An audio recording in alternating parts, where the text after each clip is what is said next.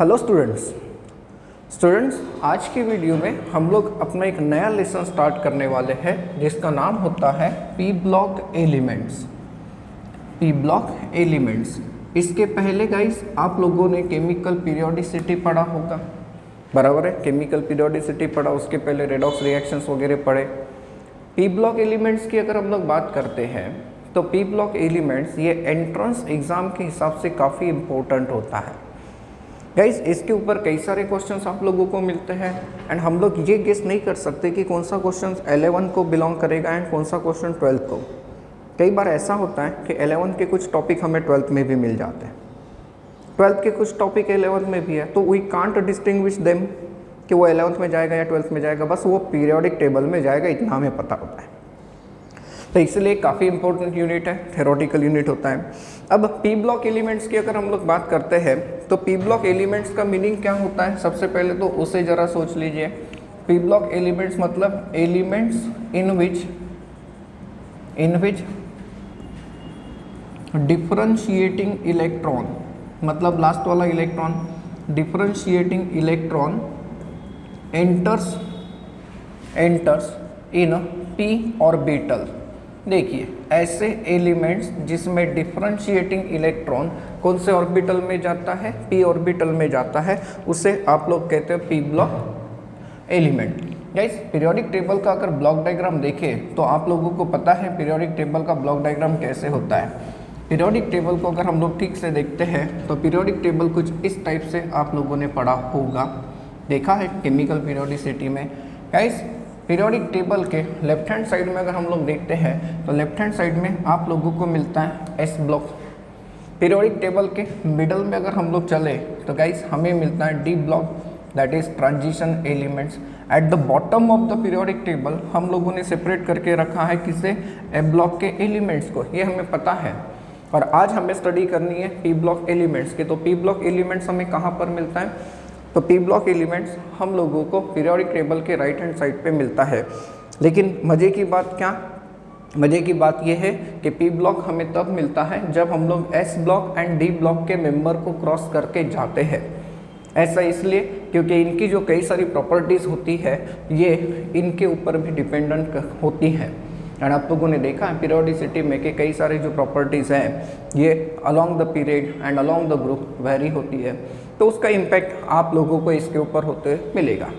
Guys P block elements की अगर हम लोग बात करते हैं तो पी ब्लॉक एलिमेंट्स ऐसे एलिमेंट जिसमें डिफरेंशिएटिंग इलेक्ट्रॉन पी ऑर्बिटल में गया, लेकिन पी क्या होता है, सबशेल होता है। एंड ये जो पी सबशेल होता है ये 3 ऑर्बिटल में डिवाइडेड होता है गाइस, आप लोगों को पता है, that is P X, P Y and P Z. And हर एक ऑर्बिटल की मैक्सिमम कैपेसिटी कितनी होती है, 2। हर एक ऑर्बिटल की मैक्सिमम कैपेसिटी 2 इलेक्ट्रॉन की होती है।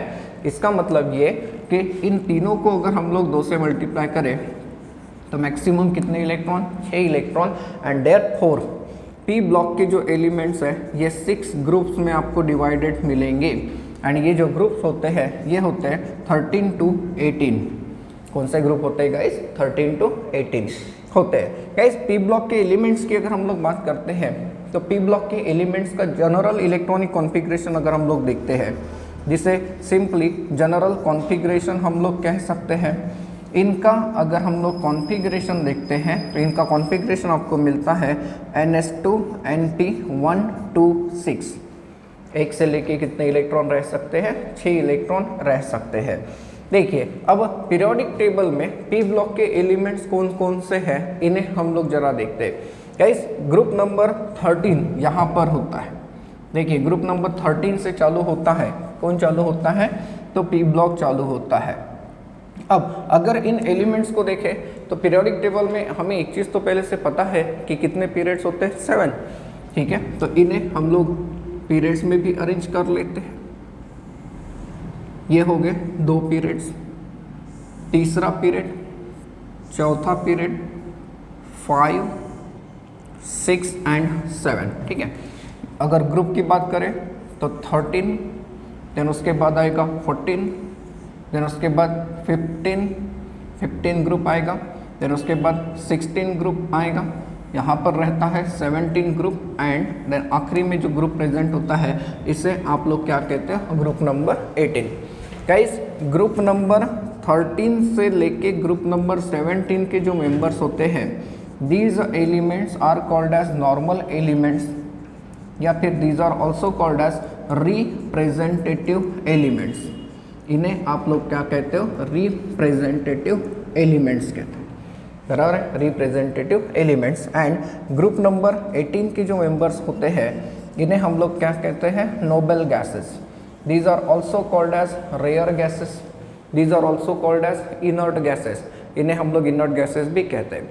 अब कौन कौन से एलिमेंट्स हैं, उनके एटॉमिक नंबर्स क्या हैं, उनके सिंबल क्या है, उन्हें कैसे लर्न करते हैं, ये सारी स्टडी मैंने आपको केमिकल पीरियोडिसिटी के वीडियो में देके रखी है। देखिए ग्रुप नंबर 13 की बात अगर करते हैं तो ये स्टार्ट होता है with the symbol B, that is boron.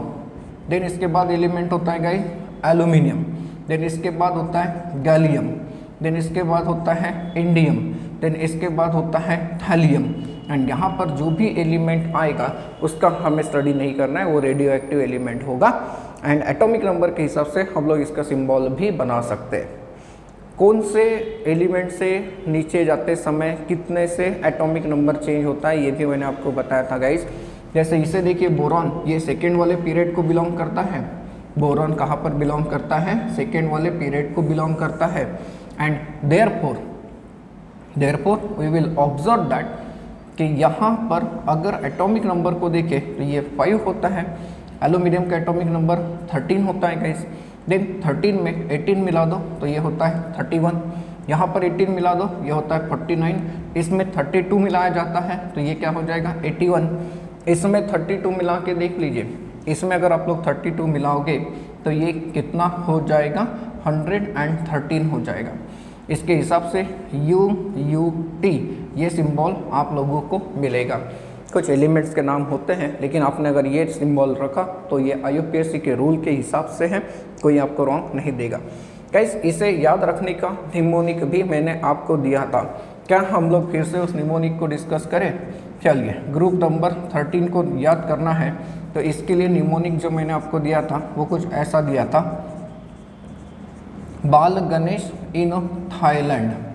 बाल गणेश कहाँ पर है, थाईलैंड में। देखिए boron, aluminium, gallium, indium, thallium ये इसके मेंबर्स होते हैं गाइस। मैं आपको ये पूरी ट्रिक रिवाइज करा देता हूँ गाइस। अब आप लोगों को सिर्फ ग्रुप नंबर 13 के मेंबर्स के एटॉमिक नंबर्स याद रखने हैं क्योंकि बाजू में जाते समय एटॉमिक नंबर 1 से बढ़ता है, ये आपको अच्छे से पता है। ग्रुप नंबर 14 पे अगर हम लोग चलते हैं तो आपको मिलता है carbon, silicon, germanium, tin and यहाँ पर होता है लीड, दैट इज Pb। यहाँ पर 114 वाला एलिमेंट UUQ, अननक्वाडियम ऐसा इसका नाम बनेगा। राइट, इनके एटॉमिक नंबर्स को देखें तो बाजू में जाइए तो ये हो जाएगा 1 से बढ़ेगा 6, ये 14, ये होगा 32, ये हो जाएगा 50, ये हो जाएगा गाइस 82। इन्हें कैसे याद करना है इसके लिए भी मैंने आप लोगों को निमोनिक बताया था गाइस। ग्रुप नंबर 14 के लिए तो हम लोगों ने क्या बनाया था, चले शिवजी संग पार्वती ऐसा कुछ बनाया था। देखिए Bal Ganesh in Thailand, Ganesh ji Thailand में है, बेटा थाईलैंड में है तो माँ बाप उसके पीछे पीछे चले गए। कार्बन, सिलिकॉन, जर्मेनियम, SN मतलब tin, stannum that is tin and Pb से होता है लीड। राइट, ये है ग्रुप नंबर 14 के मेंबर्स। देन 15 पे अगर जाएं तो nitrogen, phosphorus, arsenic, antimony, bismuth. यहाँ पे आएगा एलिमेंट कौन सा, उसका सिंबल क्या, तो सर UUP हो जाएगा, अननपेंटियम। डेफिनेटली हमें इसकी स्टडी नहीं करानी है। इनके एटॉमिक नंबर्स अब इनके बाजू में है गाइस, ये रहेगा 7, 15, देन उसके बाद 33, देन 51 एंड ये 83। इन्हें भी कैसे लर्न करना है इसकी भी निमोनिक मैंने आपको दिया था। ग्रुप नंबर 15 को कैसे याद किया था आप लोगों ने, नाना पाटेकर, ऐश्वर्या, सब बिंदास। ये देखिए ऐसे आप लोगों ने लर्न किया था, मैं आपको रिवाइज करा के दे रहा हूँ। नाइट्रोजन, फास्फोरस, AS से आर्सेनिक, SB से एंटीमनी एंड BI से क्या होता है, बिस्मथ होता है गाइस। गाइस ग्रुप नंबर 16 पे अगर हम लोग चले जाते हैं तो oxygen, sulphur, selenium, tellurium, polonium, यहाँ पर एलिमेंट आएगा UUH, अनन हेक्सियम। गाइस ग्रुप नंबर 16 को अगर लर्न करना है तो हम लोगों ने क्या निमोनिक बनाया था, हम लोगों ने निमोनिक बनाया था ओजल शर्मा से तेरी पटती नहीं, इसको हमने पोटती कहा था, पोटती नहीं ऐसा कुछ कहा था। देखिए oxygen, sulphur, selenium, tellurium, polonium कहाँ से नाम आया, from the Poland, madam Curie का ये देश है। देन इनके एटॉमिक नंबर्स काफ़ी इजीली लर्न कर सकते हैं। 7 के बाद 8, 16, 34, 52, ये हो जाएगा 84, 116। Clear. Group number 17 that is halogen.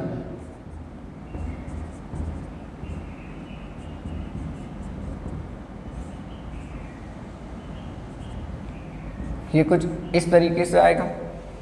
Fluorine, अब इन्हें याद रखने के लिए बहुत बड़ा निमोनिक नहीं था। फसल ब्राइट, देखिए फसल ब्राइट, ये एटॉमिक नंबर 9 फ्लोरीन के लिए, 17 क्लोरीन के लिए, 35 ब्रोमीन के लिए, देन 53 आयोडीन के लिए गाइस, 85 किसके लिए होता है, एस्टाटाइन, वो है एस्टाटाइन।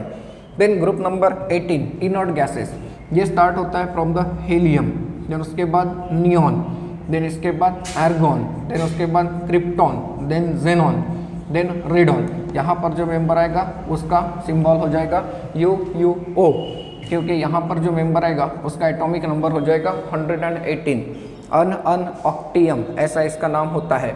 गाइस ग्रुप नंबर 18 को लर्न करने के लिए हम लोगों ने निमोनिक बनाया था। ग्रुप नंबर 18 को अगर लर्न करना है तो हम लोगों ने क्या बनाया था, दैट इज हीना, नीना और करीना का एक्सरे रंगीन, ऐसा कुछ हम लोगों ने निमोनिक बनाया था। देखिए Heena HE helium, NE neon, AR argon, then KR krypton, X में जेनॉन, ये XE है जेनॉन है, एंड रंगीन में RN दैट इज रेडॉन। इस तरीके से ये P ब्लॉक के एलिमेंट्स है guys, and in P block के एलिमेंट्स को हम इस तरीके से आइडेंटिफाई कर सकते हैं। इस लेसन में जब हमने P ब्लॉक एलिमेंट्स का ग्रुप नंबर 13 से लेके 18 गाइस, इसे हम लोग 2 पार्ट में डिवाइड करेंगे, जिसमें पहले पार्ट में हम लोग स्टडी जो करते हैं, ये स्टडी करते हैं group number 13 and group number 14 की, इनकी स्टडी करते हैं, एंड देन ग्रुप नंबर 15 से 18 पे जाएंगे हम लोग।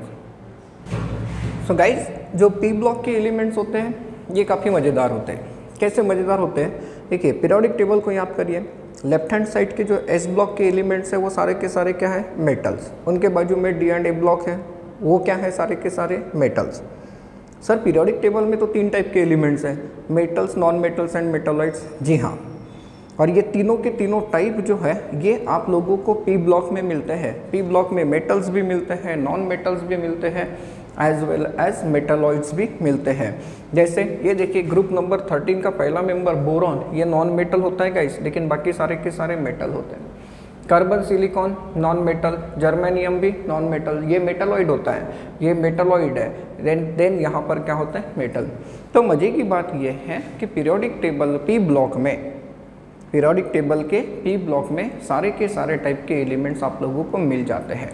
गाइस एक चीज़ याद रखिए, मेटल के जो ऑक्साइड्स होते हैं वो जनरली बेसिक होते हैं, नॉन मेटल के जो ऑक्साइड्स होते हैं वो एसिडिक या फिर न्यूट्रल भी हो सकते हैं। गाइस P ब्लॉक के एलिमेंट्स की एक और खासियत है। अब ये खासियत क्या, ये देखिए ग्रुप नंबर 13 से लेकर ग्रुप नंबर 17 तक, 18 को हम लोग स्टडी नहीं करेंगे, बाद में स्टडी करेंगे क्योंकि वो इनर्ट गैसेस है, इनके समान नहीं होता, वो अलग होते हैं। गाइस इनमें ये जो पहला मेंबर होता है, पहले मेंबर्स को अगर हम लोग देखें, ग्रुप नंबर 13 जिसे बोरॉन फैमिली भी कहा जाता है, ग्रुप नंबर 14 जिसे कार्बन फैमिली कहा जाता है, ग्रुप नंबर 15 नाइट्रोजन फैमिली, या फिर इन्हें एक और नाम दिया जाता है guys these are also called as pnicogens, right. 16 की फैमिली को हम लोग एक और नाम देते हैं चाल्कोजेंस, एंड ग्रुप नंबर 17 की फैमिली का एक नाम होता है हैलोजेंस होता है। तो अपने अपने फैमिली में जो पहला मेंबर है, मतलब boron, carbon, nitrogen, oxygen and fluorine, ये बाकी मेंबर से अलग होते हैं गाइस। एंड क्यों अलग होते हैं, उनके रीज़न बिल्कुल कॉमन होते हैं। इनका जो रीज़न होता है ये होता है सबसे पहला atomic size. Guys group number 13 से ग्रुप नंबर 17 तक जो पहले मेंबर्स हैं अपने अपने ग्रुप के, उनका साइज बाकी मेंबर्स के मुकाबले ऑब्वियसली कैसा होता है, छोटा होता है, ठीक है। अब साइज छोटा होने के कारण दूसरा इम्पैक्ट ये होता है इनकी इलेक्ट्रोनिगेटिविटी। इलेक्ट्रोनिगेटिविटी का ट्रेंड हम लोगों ने क्या पढ़ के रखा है कि सर डाउन द ग्रुप क्या होती है, इलेक्ट्रोनिगेटिविटी डिक्रीज होती है, मतलब इसकी इलेक्ट्रोनिगेटिविटी ज़्यादा है। तो अपने अपने ग्रुप में इनकी इलेक्ट्रोनिगेटिविटी क्या है गाइस, ज़्यादा है, डेफिनेटली ज़्यादा है। साइजेस की बात करें तो इनका साइज छोटा है, इनका साइज बड़ा है। एंड एक और इम्पोर्टेंट चीज़ ये इम्पोर्टेंट चीज़ ये कि lack of D orbital, lack of D orbital. Guys पहला मेंबर जो है ग्रुप नंबर 13 से लेके 17 तक, इनकी अगर हम लोग बात करते हैं तो these belong to the second period of the periodic table. ये सेकेंड पीरियड में है एंड सेकेंड पीरियड में n इक्वल टू 2 है। तो n इक्वल टू 2 अगर है तो ऑर्बिटल क्या है, 2s एंड 2p, बस इतना ही, बराबर ना, इतना ही। तो टोटल ऑर्बिटल का नंबर अगर देखें तो टोटल नंबर ऑफ ऑर्बिटल यहाँ पर कितने हैं, 4। एंड हेंस जो पहला मेंबर है ग्रुप नंबर 13 से लेके 17 तक का, इनका मैक्सिमम कोवैलेंस, खैर फ्लोरीन तो इसमें नहीं आता, मैक्सिमम कोवैलेंस जो मिलता है ये सिर्फ 4 का ही मिलता है। लेकिन बाकी की जो मेंबर्स है गाइस, इनमें डी ऑर्बिटल अवेलेबल है। देखिए n equal to 3, 3s 3p 3d available है। तो ऐसे केस में इनका कोवैलेंस बढ़ जाता है अप टू 6 ऑल्सो, ये एक इम्पोर्टेंट चीज़। Then lack of D orbital के बाद हम लोग एक और पॉइंट दे सकते हैं, that is high ionisation enthalpy, high ionisation enthalpy. Guys जो पहला मेंबर होता है अपने अपने ग्रुप में, ग्रुप नंबर 13 से लेके ग्रुप नंबर 17 तक, इनमें पहले मेंबर की आयोनाइजेशन एंथैल्पी की जो वैल्यू होती है ये काफ़ी ज़्यादा होती है। देन इसके अलावा एबिलिटी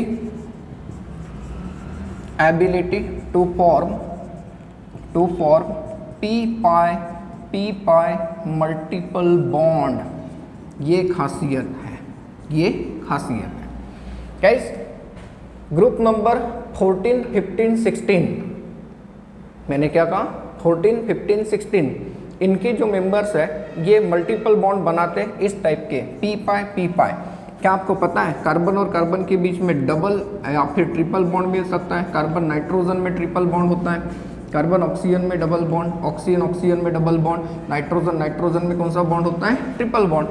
तो ये जो पाई बॉन्ड बना, यहाँ पे जो पाई बॉन्ड बना, ये कैसे बना, इसका p ऑर्बिटल और इसका p ऑर्बिटल, इसलिए p पाई मल्टीपल टाइप के बॉन्ड्स बनते हैं। लेकिन जो रेस्ट मेंबर्स है,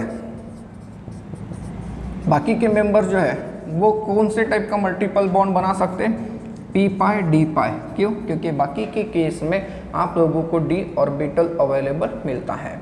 तो ये एक जनरल आइडिया मैंने आप लोगों को दिया p ब्लॉक के एलिमेंट्स का, एंड पहला मेंबर इसमें कैसे अलग रह सकते हैं इनका। गाइस अब हम लोग चलते हैं ग्रुप नंबर 13 के तरफ। ग्रुप नंबर 13 के एलिमेंट की हम लोग स्टडी करेंगे। Group number 13 that is called as boron family. इनके ऑकरेंस के बारे में हम लोग समझते हैं। सबसे पहले समझते हैं इनके ऑकरेंस के बारे में। अगर हम लोग बोरॉन की बात करते हैं गाइस, तो जो बोरॉन है ये रिएक्टिव एलिमेंट है। इसका ऑकरेंस अगर हम लोग देखें तो ये रेयर है, काफ़ी कम है, रेयर तो है ही है। एंड ये हमेशा कंबाइंड स्टेट में आपको मिलता है, ये हमेशा कंबाइंड स्टेट में मिलता है, फ्री स्टेट में नहीं मिलता। कैसे, जैसे पहला अगर हम लोग देखते हैं इसका कंपाउंड, तो ऑर्थोबोरिक एसिड।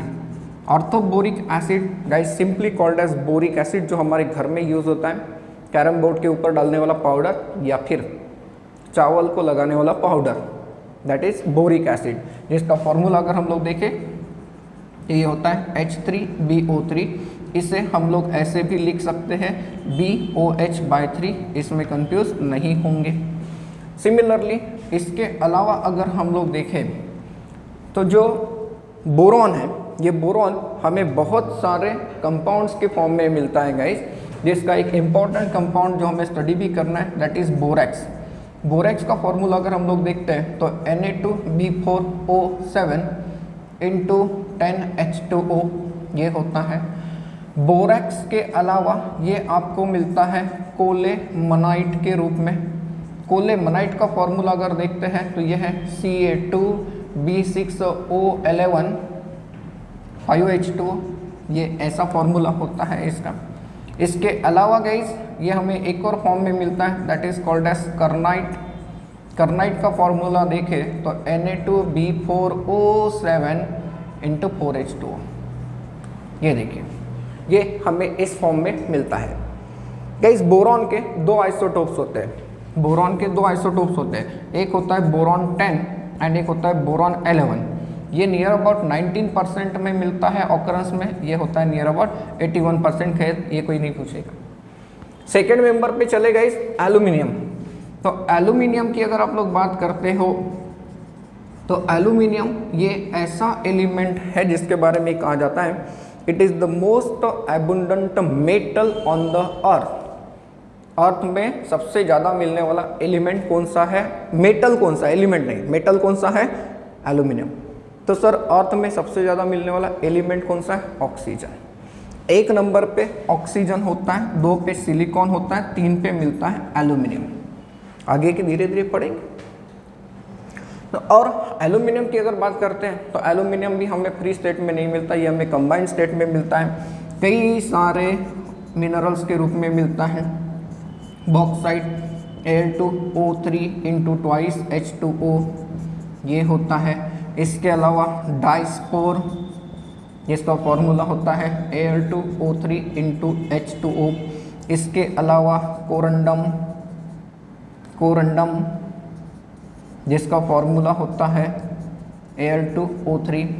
क्या इसके अलावा ये आपको मिलता है क्रायोलाइट के फॉर्म में दैट इज Na3Al(F6)।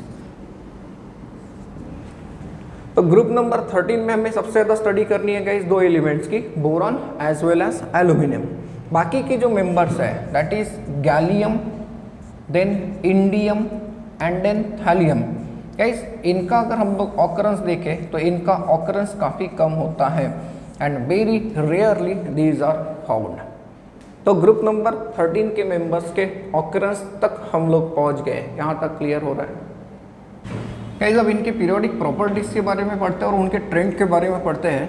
इसमें हम लोग सबसे पहले समझ लेते हैं इन शॉर्ट इलेक्ट्रॉनिक कॉन्फ़िगरेशन। ये आप लोगों ने काफ़ी अच्छे से करके रखा ही होगा, no doubt.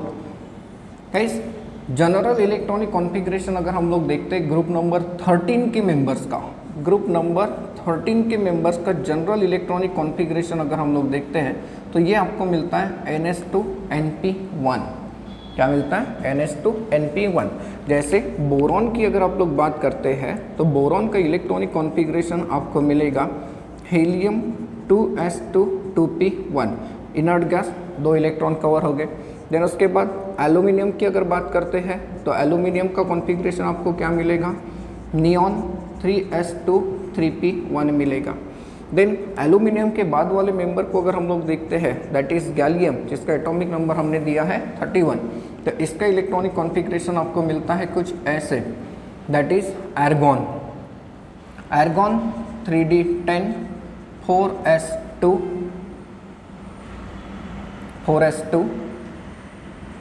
Right, and then 3p में 4p में कितना रहेगा? 1 रहेगा। ये इलेक्ट्रॉनिक कॉन्फ़िगरेशन। गाइस इसके बाद अगर हम लोग चले इंडियम, जिसका एटॉमिक नंबर हमने दिया 49, तो इसका कॉन्फ़िगरेशन लिखते समय आप लोग किसका इस्तेमाल करेंगे? Krypton. Krypton 4d10 5s2 5p1 ये हो जाएगा। एंड आखिरी का मेंबर जो है जिसे हम लोगों ने कहा thallium that is atomic number 81। इसका कॉन्फ़िगरेशन लिखते समय हम लोग यूज़ करेंगे रेडॉन को, हम लोग यूज़ करेंगे जेनॉन को। जेनॉन के बाद यहाँ पर आपको मिलेगा 4f14 5d10 6s2 and 6p में 1। ये इनका इलेक्ट्रॉनिक कॉन्फ़िगरेशन होता है गाइस। देन इसके बाद हम लोग चलते हैं इनके एटॉमिक रेडियस के बारे में समझने के लिए। एटॉमिक रेडियस की अगर हम लोग बात करते हैं तो गाइस हम लोगों को एटॉमिक रेडियस का ट्रेंड क्या पता है। हमें एक चीज़ पता है सर कि अगर हम लोग लेफ़्ट टू राइट जाते हैं, मतलब पीरियड में जाते हैं, तो एटॉमिक साइज जो होता है ये क्या होता है, डिक्रीज होता है। ये रेगुलर ट्रेंड है। वही अगर हम लोग टॉप टू बॉटम जाते हैं, मतलब हम लोग ग्रुप में स्टडी करते हैं, तो ऐसे केस में एटॉमिक साइज क्या होता है, इंक्रीज होता है। तो इसका मतलब सर सबसे छोटा जो साइज होना चाहिए ये बोरॉन का होना चाहिए, एंड आखिरी में सबसे बड़ा साइज जो मिलना चाहिए ये किसका मिलना चाहिए, आपको थैलियम का ऐसा मिलना चाहिए। ये नॉर्मल ट्रेंड है बट नहीं मिलता गाइस। यहाँ पर जो ट्रेंड आप लोगों को मिलता है वो ट्रेंड ऐसा मिलता है कि बोरॉन का साइज एल्यूमिनियम से छोटा होता है, लेकिन एल्यूमिनियम का साइज बड़ा होता है as compare to gallium. As compare to gallium ये आप लोगों को ट्रेंड मिल रहा है। एंड देन आफ्टर यहाँ पर जो ट्रेंड मिलता है ये ट्रेंड मिलता है कुछ इस तरीके से। ये ट्रेंड इस तरीके से, मतलब यहाँ से लेके यहाँ तक ये रेगुलर है, इनमें ज़्यादा डिफरेंस नहीं होता साइज़ का। लेकिन सर ऐसा क्यों हुआ? होना तो ये चाहिए था कि यहाँ से लेके यहाँ तक साइज़ रेगुलरली क्या होना चाहिए था, इंक्रीज होना चाहिए था। हाँ, लेकिन नहीं होता। ऐसा क्यों? देखिए एल्यूमिनियम का साइज़ आप लोगों को बड़ा मिला as compare to what, gallium, जबकि होना क्या चाहिए था, गैलियम का साइज़ बड़ा होना चाहिए। ऐसा क्यों? एल्यूमिनियम के पहले डी ब्लॉक के मेंबर्स है क्या? नहीं, लेकिन गैलियम के पहले है। और यहाँ पर जो डी ब्लॉक के मेंबर्स थे दैट इज़ कहाँ तक, 21 से लेके 30। यहाँ पे ट्रेंड क्या है कि साइज़ कम कम होता है। साइज़ कम कम होने का जो इफेक्ट है वो इसमें भी लागू होता है, एंड इसका भी साइज़ कम होता है।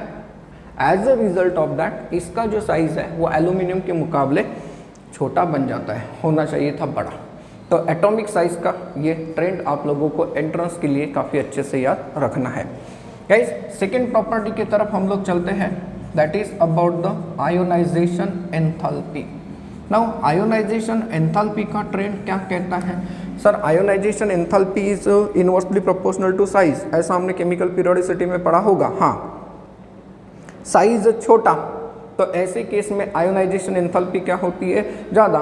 तो डाउन द ग्रुप जो आयोनाइजेशन एंथैल्पी की वैल्यू है, ये आयोनाइजेशन एंथैल्पी की वैल्यू क्या होनी चाहिए, डिक्रीज होनी चाहिए। आप लोगों को जो ट्रेंड मिलता है यहाँ पर वो ट्रेंड मिलता है कुछ ऐसे। आयोनाइजेशन एंथैल्पी का जो ट्रेंड आप लोगों को मिलता है ये कुछ इस तरीके से मिलता है गाइस। ज़रा सोचिए, है थोड़ा सा अजीबोगरीब ट्रेंड है। क्यों ऐसा? क्योंकि यहाँ पर d ऑर्बिटल भरा जाएगा, देन f ऑर्बिटल भी भरा जाएगा। d orbital and f orbital, देखिए d orbital and f orbital जब भरा जाता है तो इनका जो शील्डिंग इफेक्ट होता है काफ़ी कम। एज अ रिजल्ट वो क्या करते हैं, इन बाहर वाले इलेक्ट्रॉन्स को काफ़ी अच्छे से खींच लेते हैं। As a result ionization enthalpy की वैल्यू बढ़ जाती है। नेक्स्ट प्रॉपर्टी की तरफ चलते हैं गाइस, दैट इज इलेक्ट्रोनिगेटिविटी। अब इलेक्ट्रोनिगेटिविटी के बारे में आप लोग ज़रा सोचिए तो क्या ट्रेंड मिलता है। सर इलेक्ट्रोनिगेटिविटी की अगर हम लोग बात करते हैं तो हम लोगों ने ये पढ़ के रखा है कि लेफ़्ट टू राइट जब हम लोग जाते हैं that is in the period, तो इलेक्ट्रोनिगेटिविटी मतलब EN ये क्या हो जाती है, बढ़ जाती है। ये हमने ट्रेंड पढ़ा। एंड वही टॉप टू बॉटम अगर हम लोग जाते हैं तो ऐसे केस में जो EN है दैट इज़ इलेक्ट्रोनिगेटिविटी, ये क्या होती है, डिक्रीज़ होती है। तो इसका मतलब ये है कि ग्रुप नंबर 13 में जब हम लोग बोरॉन से लेके थैलियम तक आएंगे तो इलेक्ट्रोनिगेटिविटी की वैल्यू क्या होनी चाहिए, डिक्रीज होनी चाहिए। जी हाँ, यहाँ पर हम लोग कुछ ऐसा प्रेडिक्शन लगा सकते हैं, बिल्कुल ऐसा होता है। बट ये जो इलेक्ट्रोनिगेटिविटी का ट्रेंड है, ये इलेक्ट्रोनिगेटिविटी का ट्रेंड आपको बिल्कुल रेगुलर नहीं मिलता। बोरॉन की इलेक्ट्रोनिगेटिविटी एल्यूमिनियम से ज़्यादा होती है, लेकिन एल्यूमिनियम की इलेक्ट्रोनिगेटिविटी गैलियम से कम होती है, क्योंकि size electronegativity is inversely proportional to size. And then after हम लोगों को बिल्कुल रेगुलर ट्रेंड यहाँ से आगे मिलता है। तो ये इलेक्ट्रोनिगेटिविटी का ट्रेंड हो गया गाइज। अब इलेक्ट्रोनिगेटिविटी के बाद हम लोग चलते हैं इनके ऑक्सीडेशन स्टेट्स के तरफ। ऑक्सीडेशन स्टेट्स, ये भी काफ़ी मज़ेदार टॉपिक बन सकता है एंट्रेंस एग्जाम के हिसाब से। ग्रुप नंबर 13 के मेंबर्स का जनरल इलेक्ट्रॉनिक कॉन्फ़िगरेशन मैंने आपको क्या दिया, NH2 NP1, मतलब ये कि इनके आउटर मोस्ट शेल में कितने इलेक्ट्रॉन्स हैं, 3। सर अगर इनके आउटर मोस्ट शेल में 3 इलेक्ट्रॉन है तो ये जो मेंबर्स है ये +3 ऑक्सीडेशन स्टेट दे सकते हैं। हाँ गाइस, +3 ऑक्सीडेशन स्टेट दे सकते हैं, लेकिन सारे के सारे नहीं। जैसे अगर हम लोग +3 ऑक्सीडेशन स्टेट की स्टेबिलिटी की बात करते हैं, स्टेबिलिटी, तो it is increases up to aluminium, means +3 oxidation state की स्टेबिलिटी एल्यूमिनियम की ज़्यादा होती है as compare to boron. But इसके बाद डाउन द ग्रुप आप लोगों को +2 ऑक्सीडेशन स्टेट की स्टेबिलिटी काफ़ी कम मिलती है, +3 ऑक्सीडेशन स्टेट की स्टेबिलिटी काफ़ी कम मिलती है। वही ये जो मेंबर्स है, ये ग्रुप नंबर 13 की जो मेंबर्स है, हायर मेंबर्स जो है, जैसे गैलियम से लेके यहाँ तक के ये जो मेंबर्स है गाइस, ये +1 ऑक्सीडेशन स्टेट देते हैं। एंड +1 ऑक्सीडेशन स्टेट की स्टेबिलिटी अगर हम लोग देखते हैं तो जो स्टेबिलिटी है ये डाउन द ग्रुप इंक्रीज होती है। डाउन द ग्रुप क्या होती है, इंक्रीज होती है। सोचिए, जैसे अगर आप लोगों को किसी ने ये क्वेश्चन पूछ लिया कि थैलियम 3 पॉजिटिव स्टेट में एक कंपाउंड है, जैसे मैं एक कंपाउंड बना लेता हूँ Tl2O3 thallium oxide, and Tl+1 oxidation state में कोई कंपाउंड है, जैसे मान लीजिए Tl2O, तो ऐसे केस में ज़्यादा स्टेबल कंपाउंड कौन सा, तो ज़्यादा स्टेबल कंपाउंड ये है गाइस। मतलब ये हो रहा है, क्वेश्चन हमारे सामने ये आएगा कि थैलियम का +1 ऑक्सीडेशन स्टेट जो है ये थैलियम के +3 ऑक्सीडेशन स्टेट के मुकाबले काफ़ी ज़्यादा स्टेबल है। जी हाँ, तो इसका रीज़न क्या है, तो इसका रीज़न जो है ये हम लोग दे सकते हैं due to inert pair effect, due to inert pair effect. अब due to inert pair effect, sir ये इनर्ट पेयर इफेक्ट क्या है, याद करिए जब हम लोग थैलियम की बात कर रहे थे तो थैलियम जिसका एटॉमिक नंबर 81 है, इसका कॉन्फ़िगरेशन हम लोगों ने क्या दिया था, ज़ेनॉन। इसके बाद क्या कौन भरा था, 4f14 5d10 6s2 and then 6p1। ये देखिए ये आउटर मोस्ट शेल के 3 इलेक्ट्रॉन। गाइज अब इनर्ट पेयर इफेक्ट होता क्या है, आप लोगों को पता है कि F एंड D ऑर्बिटल का जो स्क्रीनिंग इफेक्ट होता है काफ़ी पुअर होता है। तो स्क्रीनिंग इफेक्ट काफ़ी पुअर होने के कारण थैलियम का जो न्यूक्लियस रहेगा ये इन बाहर वाले इलेक्ट्रॉन्स के ऊपर बहुत ज़्यादा अट्रैक्शन का फोर्स अप्लाई करेगा। एज अ रिजल्ट यहाँ से एक इलेक्ट्रॉन चला जाएगा, ठीक है मान लेते बाहर वाला है, लेकिन एक इलेक्ट्रॉन जाने के बाद +1 चार्ज फिर से बढ़ गया, न्यूक्लियर के ऊपर चार्ज बढ़ गया। एट द टाइम गाइस ये जो 2 इलेक्ट्रॉन हैं 6s के अंदर के जो 2 इलेक्ट्रॉन्स हैं, ये इलेक्ट्रॉन्स बॉन्डिंग में जाना पसंद नहीं करते, ये इलेक्ट्रॉन बॉन्डिंग में जाना पसंद नहीं करते एंड इसी के कारण ऑक्सीडेशन स्टेट +1 बहुत मुश्किल से मिल जाता है। +1 मिलने के बाद +3 बिल्कुल रेयर हो जाता है। तो ये जो इफेक्ट है इसे हम लोग कहते हैं इनर्ट पेयर। देखिए ये इलेक्ट्रॉन नहीं गए, पेयर है ना, इसलिए इनर्ट पेयर। अब ये क्यों आया, एक तो शील्डिंग इफेक्ट के कारण आया एंड दूसरा रीज़न भी होता है, दूसरा रीज़न ये होता है कि यहाँ से इलेक्ट्रॉन को अनपेयर कराना है, उसके लिए भी एनर्जी लगेगी। तो इलेक्ट्रॉन को अनपेयर करने के लिए लगने वाली एनर्जी अगर बॉन्ड बनाने वाली एनर्जी के मुकाबले ज़्यादा है तो ऐसे केस में इलेक्ट्रॉन जाएगा क्या, नहीं जाएगा, वो इनर्ट इलेक्ट्रॉन ऐसे ही रहेगा, जिसे हम लोग कहते हैं इनर्ट पेयर इफेक्ट। तो इनर्ट पेयर इफेक्ट कहाँ पर मिलता है, इन हेवी एलिमेंट्स में। ग्रुप नंबर 13 में भी मिलता है, ग्रुप नंबर 14 में भी मिलता है। इनर्ट पेयर इफेक्ट मतलब क्या, कि जो आउटर मोस्ट शेल में s इलेक्ट्रॉन्स है ये बॉन्डिंग में इन्वॉल्व नहीं होते। तो ये ऑक्सीडेशन स्टेट के साथ इसका रिलेशन आप लोगों को मिल जाता है।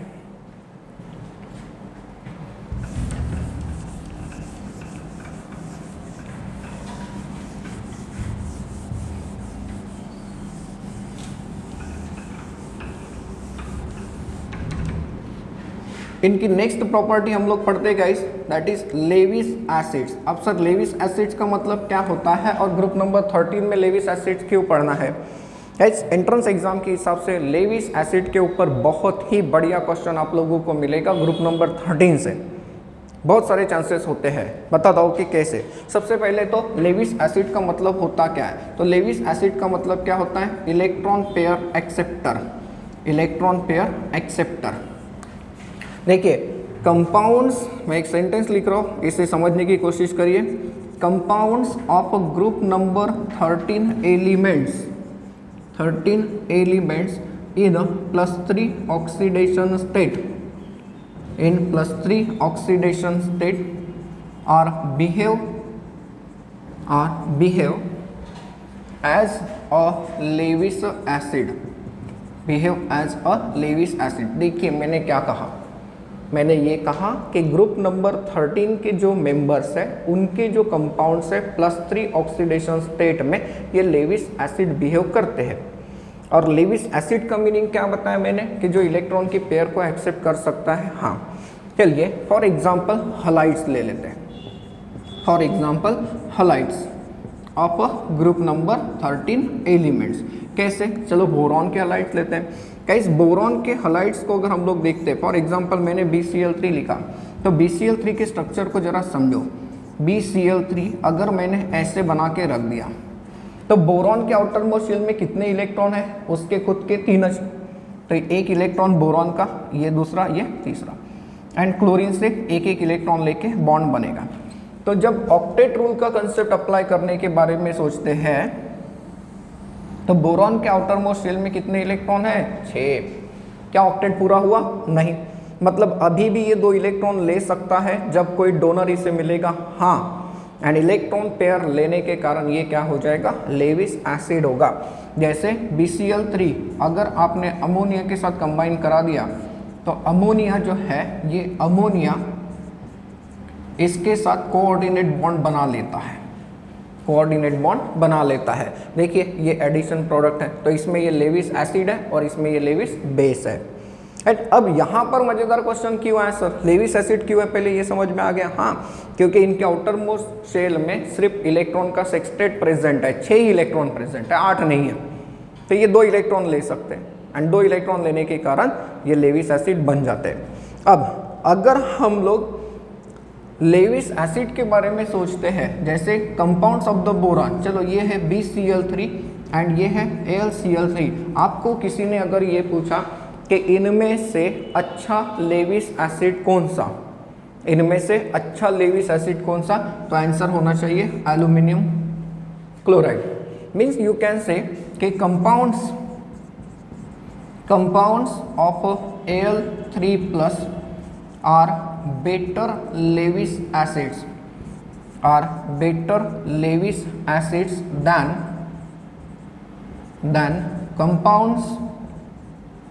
than compounds of B3 positive। Sir why? Size and दूसरा फैक्टर क्या, ऑक्सीडेशन स्टेट की स्टेबिलिटी। हमने थोड़ी देर पहले पढ़ा होगा कि एल्यूमिनियम का +3 ऑक्सीडेशन स्टेट ये बोरॉन के +3 ऑक्सीडेशन स्टेट के मुकाबले भी काफ़ी ज़्यादा स्टेबल होता है। इसीलिए एल्यूमिनियम के जो कंपाउंड्स है, एल्यूमिनियम के जो हलाइड्स हैं, ये बोरॉन के हलाइड्स के मुकाबले काफ़ी अच्छे लेविस एसिड्स कहलाते हैं। गाइस अब इनमें आप लोगों को जो क्वेश्चन पूछा जाता है वो है ये Lewis acid nature of BX3 where X is equal to fluorine, bromine, chlorine या फिर आयोडीन हो सकता है।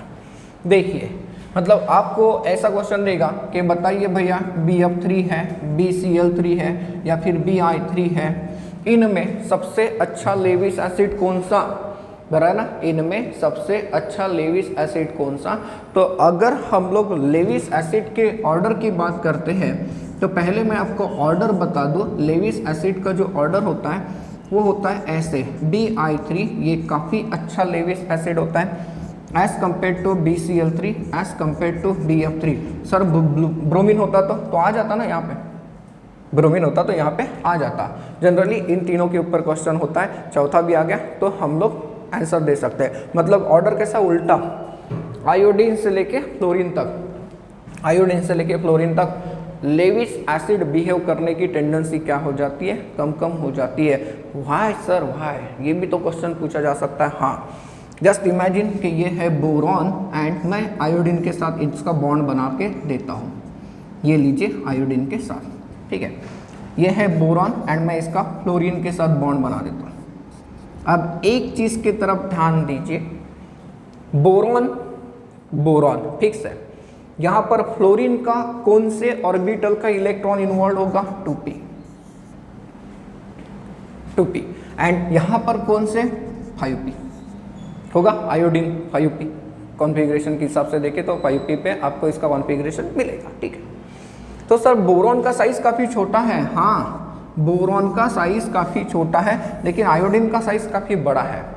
अब बोरॉन एंड फ्लोरीन के बीच में अगर बॉन्ड बनता है तो सर फ्लोरीन तो ऐसा है, देखिए फ्लोरीन तो ऐसा है, यहाँ पर एक बैक बॉन्डिंग का फिनोमिना होता है।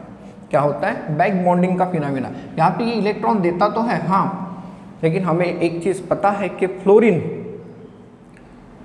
इसका साइज काफ़ी छोटा है, पीरियोडिक टेबल में सबसे छोटा है। तो यहाँ पे जो इलेक्ट्रॉन्स है, ये इलेक्ट्रॉन्स भी इजीली अवेलेबल हो रहे हैं किसकी तरफ, टुवर्ड्स द बोरॉन। तो ऑलरेडी आ रहे हैं इलेक्ट्रॉन, इसीलिए वो और बाहर से इलेक्ट्रॉन लेना पसंद करेगा क्या, नहीं। लेकिन आयोडीन के केस में ऐसा नहीं होता, आयोडीन के पास भी 3 लोन पेयर है, लेकिन यहाँ लोन पेयर के इलेक्ट्रॉन वापस बोरॉन के आसपास नहीं आते। क्यों नहीं आते, क्योंकि आयोडीन का साइज बड़ा है, दूर है। तो आयोडीन का साइज बड़ा है, बोरॉन से दूर है, इसलिए आयोडीन के इलेक्ट्रॉन बोरॉन के वैकेंट ऑर्बिटल में नहीं जा सकते। तो ऐसे केस में बोरॉन के वैकेंट ऑर्बिटल में इलेक्ट्रॉन कहाँ से आएंगे, तो डोनर से, जो भी डोनर एटम रहेगा उसके पास से आएंगे। एंड यही रीज़न है कि अच्छा लेविस एसिड Bi3 है एंड सबसे बुरा लेविस एसिड कौन, BF3। But most of the reaction में जब हम लोग लेविस एसिड का इस्तेमाल करते हैं तो हम इसका इस्तेमाल करते हैं, काम चल जाता है। किसी ने अगर ऐसा क्वेश्चन पूछा कि बताइए इनका लेविस एसिडिटी का ऑर्डर क्या है, तो आपको ये ऑर्डर याद रखना होगा, काफ़ी इंपॉर्टेंट पॉइंट है ये। तो oxidation state as well as इनके लेविस एसिड्स के नेचर के बारे में ये काफ़ी इंपॉर्टेंट चीज़ें मैंने आप लोगों को बता दी है।